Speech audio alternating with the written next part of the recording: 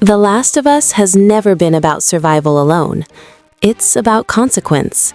And Season 3 begins in the aftermath of choices that can't be undone.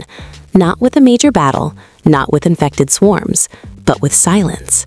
The kind that follows loss, guilt, and unfinished anger. Because the story after Ellie isn't quieter, it's harsher. The first look concept suggests a shift from personal revenge to full-scale conflict. Season 2 reshapes relationships, fractures trust, and leaves characters carrying emotional weight that doesn't disappear. That weight spreads outward, turning individual decisions into community consequences. Small groups begin choosing sides. Not heroes versus villains, perspectives versus perspectives. What felt like a personal story becomes territorial. Resources tighten, leadership struggles, old alliances collapse, and violence starts feeling inevitable rather than shocking. That's where the idea of war emerges.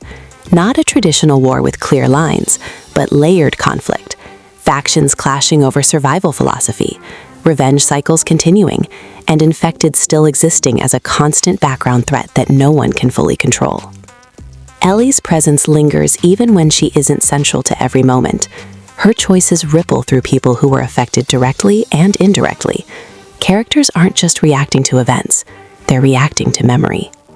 The tone leans heavier than previous seasons, less journey, more consequence, fewer hopeful pauses, more moral gray space. The question shifts from can we survive to what does survival turn us into? New locations expand the scale, communities larger than before, power structures more organized, threats more strategic, humanity rebuilding, but not necessarily healing. And that's the core tension Season 3 explores.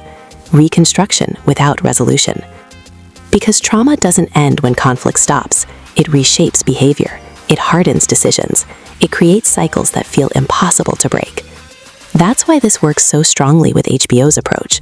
Long-form storytelling allows the emotional fallout to breathe, not rushing towards closure, but examining what happens when closure never arrives. The Last of Us Season 3 isn't about continuing the story. It's about living with it.